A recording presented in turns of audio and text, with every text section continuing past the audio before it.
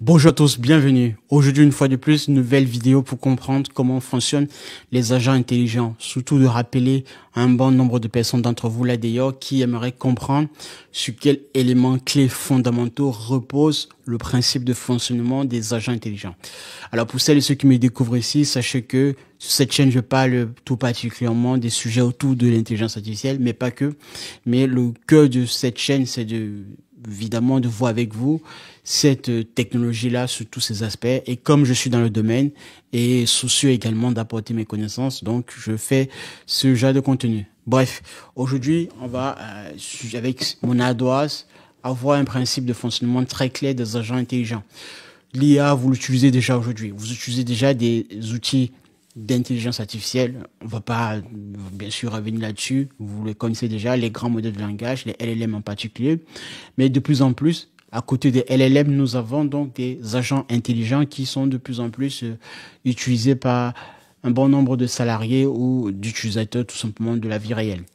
Alors, il faut déjà rappeler ce que c'est qu'un agent intelligent. Un agent intelligent, c'est une IA qui est capable d'exécuter un ensemble de tâches, d'accord, sans intervention humaine, de manière autonome, jusqu'à ce que le but soit atteint.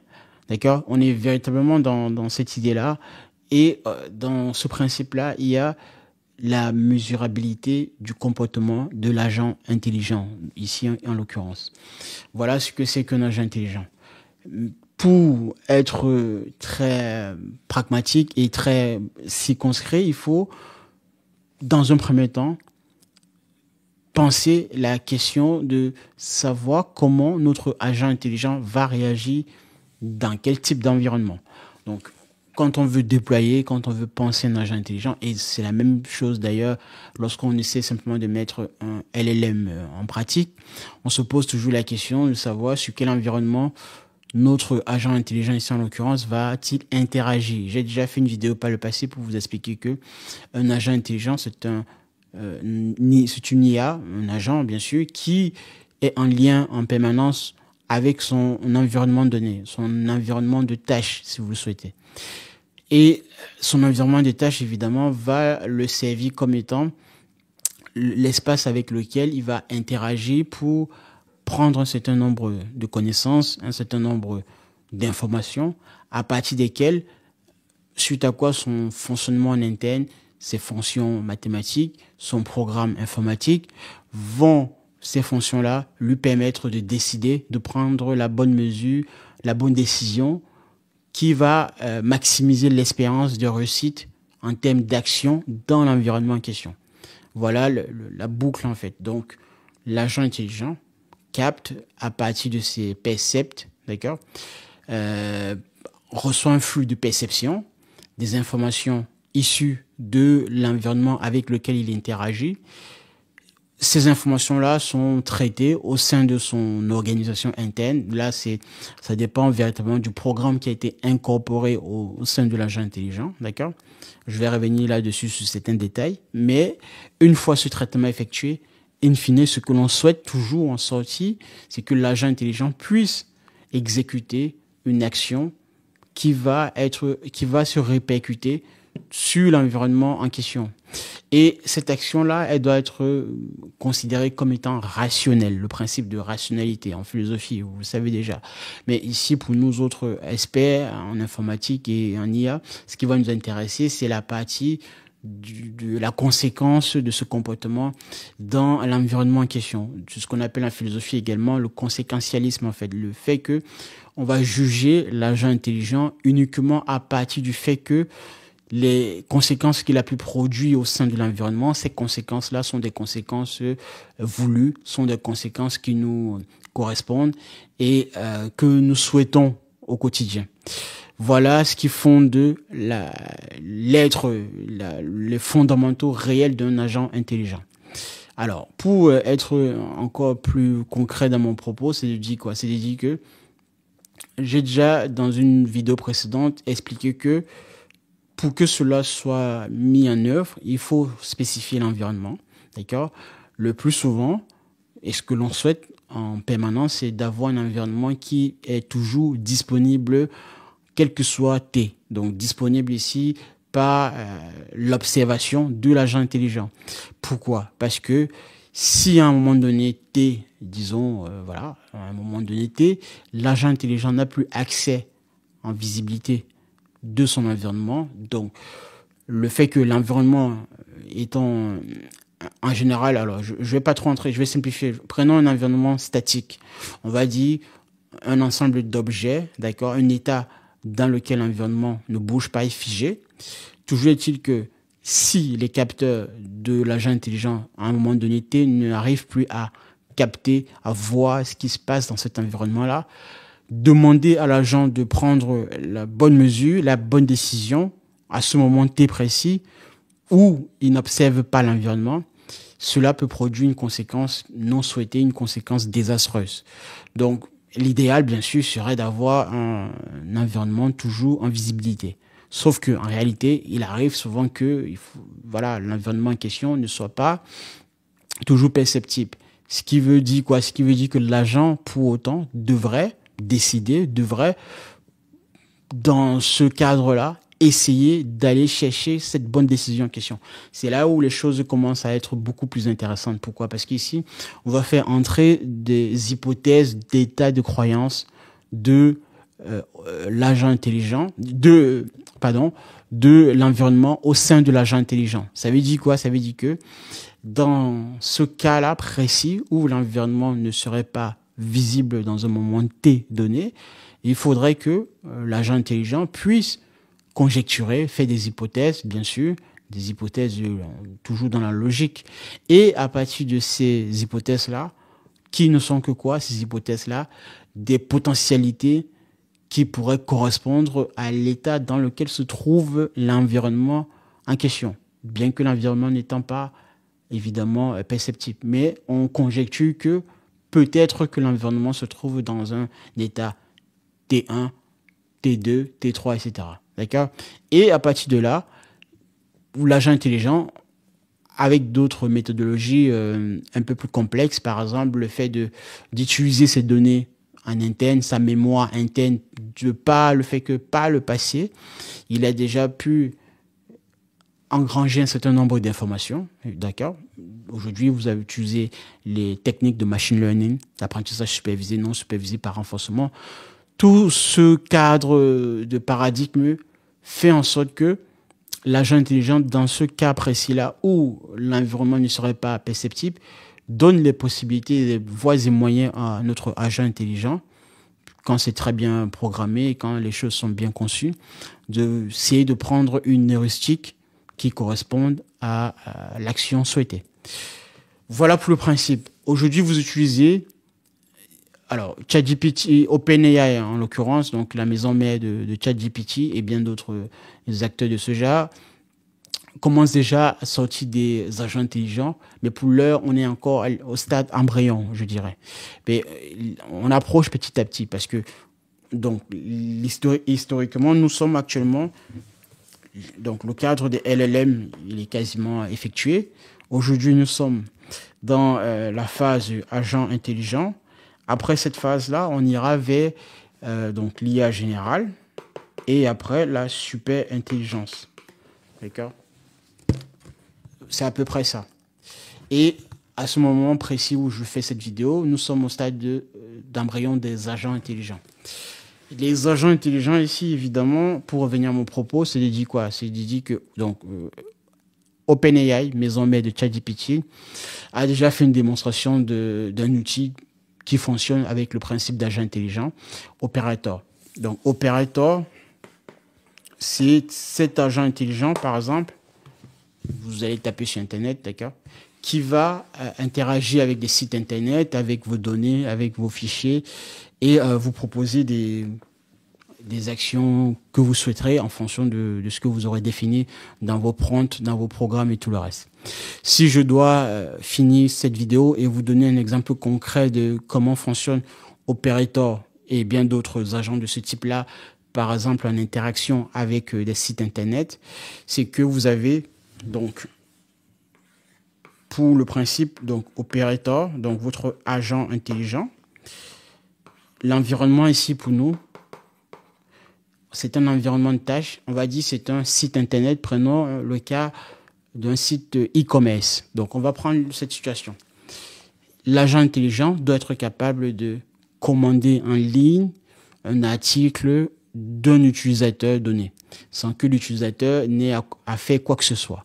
Donc, l'agent intelligent doit être capable de se connecter au compte de l'utilisateur, de cliquer sur l'objet ou l'article en question, et après aller au panier pour valider cet article et passer la commande. Voilà ce que on souhaiterait que l'agent puisse exécuter. Ça, c'est le but. Pour faire ceci, qu'est-ce qu'il faut? Il faudrait que notre agent intelligent, donc ici je vais Operator par exemple de OpenAI, l'environnement, donc c'est le site web marchand, il doit capter, alors première chose, avoir des données issues du site web commerçant du marchand. Ces données-là, c'est tout un tas de paquets, donc à travers par exemple l'URL, on va récupérer toute la page HTML, d'accord, tout le package des données, de la collecte des données issues de cette page-là, parce que derrière, ça va nous permettre d'établir un fichier JSON ou une structure de texte dans lesquels on va stocker toutes les balises et attributs de ce site marchand en question. Donc, première chose, l'agent intelligent, d'accord, récupère ces éléments-là. Dans son fonctionnement interne ici, il y a un processus d'identification de la page de connexion. Première chose, donc la page de connexion devrait avoir les éléments clés, l'ID, l'identifiant, le username et le mot de passe. Dans les balises, dans le package des données qu'on a pu récupérer, on va pouvoir les identifier. L'agent intelligent va remplir automatiquement le username et le mot de passe de l'utilisateur. Une fois ces données entrées, donc c'est une requête qui est envoyée du serveur vers la base de données. La base de données va recevoir une signature, donc une signature cryptographique. En général, c'est du SH, voilà, qui va être vérifiée et voir si elle correspond au mot de passe déjà entré par l'utilisateur par le passé. Si c'est validé, on continue le processus. Donc, une fois la page de connexion validée, on arrive maintenant sur la page de présentation des articles, en fait. Maintenant, toujours dans ce processus de collecte de données, donc on vient d'avoir la première observation de l'agent intelligent par rapport à l'environnement, donc qui est le site web marchand.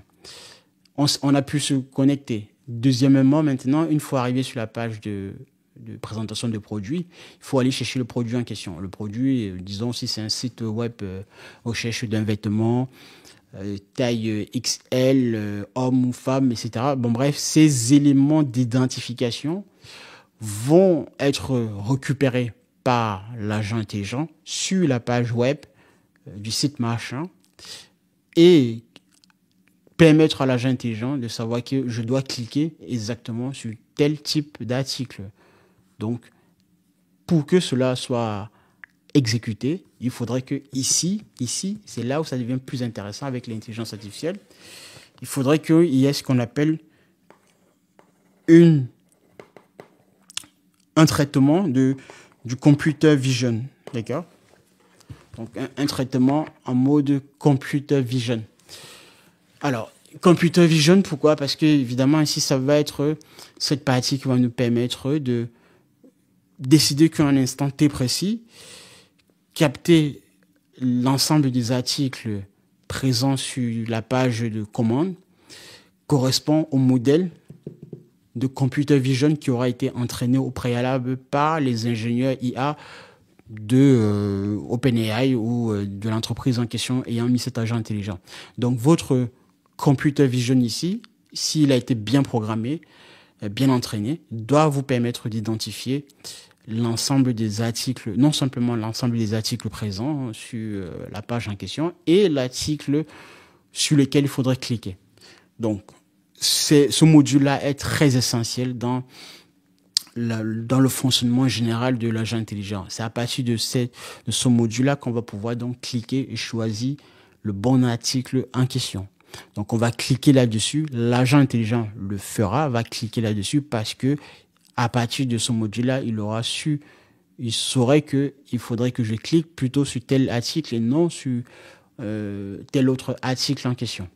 Donc, une fois ceci fait, l'agent intelligent maintenant arrive sur la page, donc sur le panier, où il faut passer maintenant, cette fois-ci, la commande et donc valider. Donc, il faut remplir les coordonnées bancaires. Ça, c'est facile, une fois de plus, pour les coordonnées bancaires. Parce qu'en général, aujourd'hui, déjà, la plupart des gens sauvegardent, enregistrent leur carte bancaire en ligne. D'accord? Maintenant, il faut appuyer sur le bouton, donner l'instruction à l'agent intelligent d'appuyer sur le bouton payer. Ce bouton-là, une fois de plus, il va être récupéré, alors de plusieurs manières, hein. Soit vous entraînez un petit modèle de classification LLM, de prédiction, mais un tout petit modèle qui va être prédictif dans le sens où vous considérez que si à une occurrence, en général, sur la page de paiement, se trouve tel identifiant, parce que derrière, l'agent intelligent... Alors, je vais préciser un truc pour la plupart des gens ici, c'est que vous voyez l'interface, mais pour nous, l'agent intelligent, lui, il fonctionne derrière avec des données en background qui, évidemment, vont permettre d'identifier toutes les balises nécessaires et identifier un attribut correspondant à l'interface que vous avez.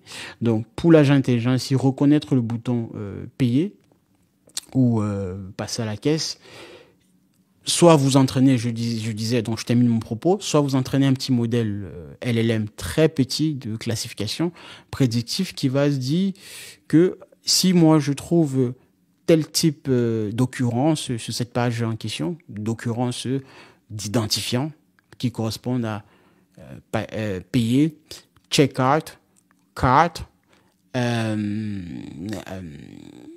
credit card, par exemple, donc carte bancaire, la plupart du temps c'est en anglais. Si je trouve, on va dire, 6 occurrences de ce genre, alors je peux estimer avec une bonne heuristique que je suis en face d'une page de paiement. Soit vous entraînez ce type de modèle-là, d'accord, prédictif, basé sur les LLM, ou soit vous cherchez exactement une page sur laquelle, si vous connaissez exactement le site internet avec lequel vous interagissez au quotidien, vous prenez donc un modèle avec lequel vous allez spécifier directement que si dans l'URL en question que j'ai récupéré depuis mon environnement de tâche, depuis mon site de connexion, si dans cette URL-là, il y a l'identifiant / paiement, donc là, je peux donner l'instruction à l'agent intelligent d'appuyer sur le bouton ID correspondant. Ça, c'est ce qu'on appelle le fonctionnement d'un agent réflexe. C'est-à-dire que dans ce réflexe-là, il va appuyer automatiquement sur l'identifiant correspondant à paiement parce que vous l'aurez indiqué que l'URL qu'il a récupéré, il y a en bout de course, en bout de champ, le / paiement. Donc, sans réfléchir, sans prendre de temps d'écoulement, de durée, tout de suite, il va cliquer sur ce bouton-là. Voilà ce qui fonde réellement l'action de cet agent intelligent dans ce parcours que je vous ai décrit, se connecter au site marchand de e-commerce, parcourir ou explorer l'ensemble des articles présents, sélectionner le bon article, le mettre dans un panier, aller au panier et finaliser le paiement. Voilà concrètement aujourd'hui l'état dans lequel se trouvent la plupart des agents intelligents que vous utilisez là d'ailleurs et que OpenAI et bien d'autres startups sont en train de mettre en œuvre. Mais ça, ce n'est que la base classique parce que ça, c'est une... Alors, quand je dis la base classique, c'est-à-dire que il y a beaucoup plus compliqué que ça, mais aujourd'hui, c'est déjà assez fiable parce qu'on a en permanence accès à des données des sites internet web marchands et bien sûr avec des API disponibles à foison. Cela permet donc aux développeurs de pouvoir récupérer tout un tas de paquets d'informations de collecte de données. Mais là où moi j'attends les choses beaucoup plus avancées, ce serait véritablement de mettre sur pied des agents intelligents robotiques. Ça devient bon, les voitures autonomes, on est déjà dans cette lancée-là, mais vous voyez, quand demain, il y aura sur les chantiers, dans le BTP, des agents intelligents robotiques, là, je peux vous dire que tout ce mécanisme-là que je n'ai pas encore décrit ici, mais en partie en tout cas, va devenir de plus en plus très intéressant. Mais si vous m'avez écouté, j'espère que ça a été très clair dans mon propos. Si ce n'est pas le cas, de toute façon, mettez en commentaire ce que vous avez pensé et on se revoit la prochaine pour une nouvelle vidéo de compréhension sur l'IA et sur les agents intelligents et d'autres sujets bien d'ailleurs, parce qu'il ne faudrait pas se limiter uniquement à l'intelligence artificielle. La connaissance est vaste et il faut donc la décrypter et pouvoir l'analyser sous tous ses angles. Merci et à la prochaine. Au revoir.